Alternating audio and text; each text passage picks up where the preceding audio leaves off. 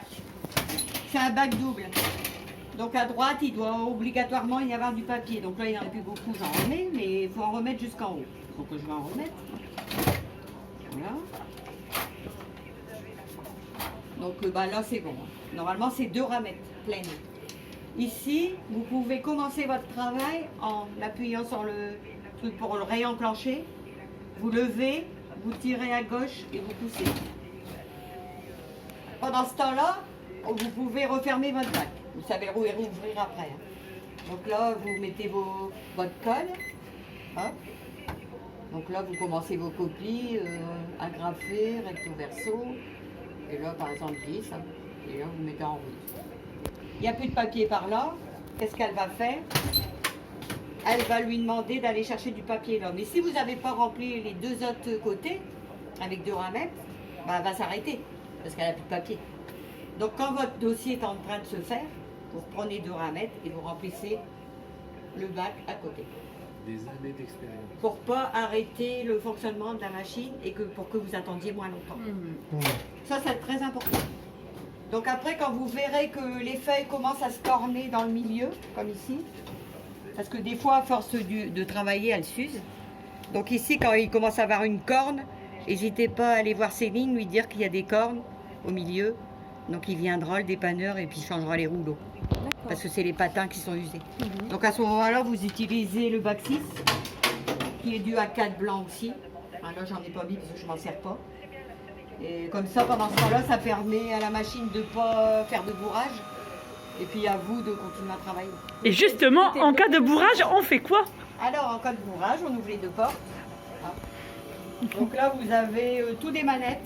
Là, vous avez les 2 manettes du four. Ici, vous avez toutes les manettes des bourrages. Donc souvent, ça bourre ici parce que la feuille là, elle corne. Quand elle corne, ça bourre.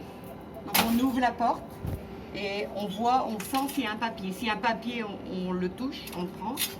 Et en même temps, avec l'autre, on tourne du côté de les aiguilles d'une montre.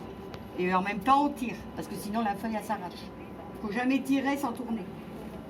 Donc après qu'on a enlevé la feuille, c'est bon. Si jamais c'est pas là, bah, on commence par faire ça. Parce qu'on suit le truc de la machine. Tout ça.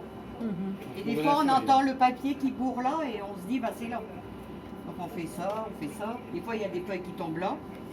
Voilà. Donc tout ça, c'est des trucs à tourner. Donc là, j'ai fait mes 2 poignées. Je tire. Et là, j'ai tout des flèches avec des bourrages possibles. Tu vois, là, c'est le four ici. 190 degrés. Donc attention de ne pas mettre les mains ici carrément. Donc là, vous avez une petite manette pour le lever, l'ouvrir. Vous appuyez dessus, vous tirez.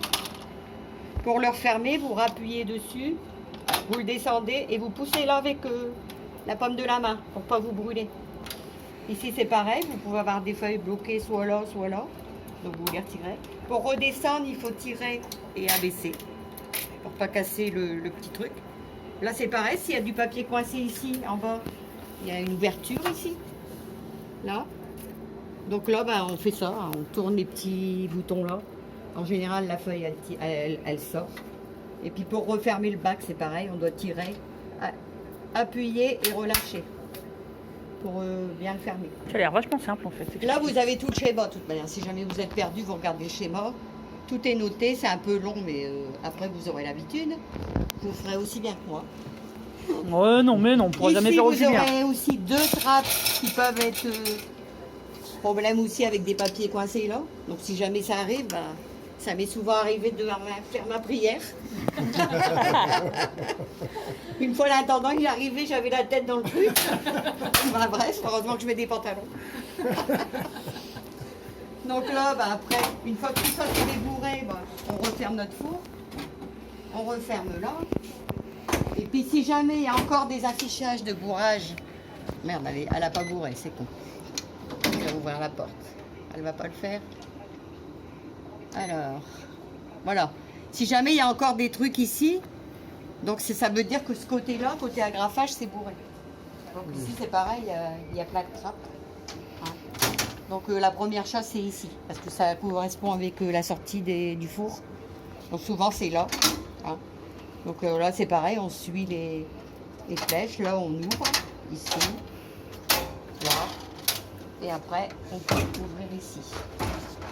Parce que quelquefois, c'est uniquement des feuilles qui sont restées là. Parce que l'agrafage s'est mal passé. Donc, il faut retirer les feuilles. Enfin, c'est pareil, il y a des petites grappes là, il y en a un peu partout.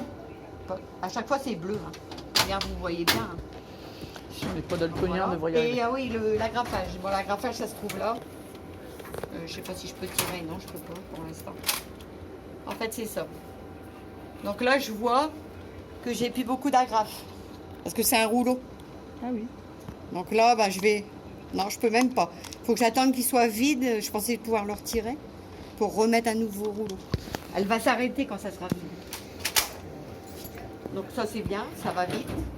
C'est Céline qui va sûrement donner les rouleaux, à moins qu'il les mette à disposition là-dedans. Ça m'étonnerait. Mais bon. C'est filmé. Donc là, c'est bon. Là. S'il n'y a plus rien d'affiché, c'est que tout va bien. Bon, bah, C'est-à-dire quand ça va pas, c'est rouge.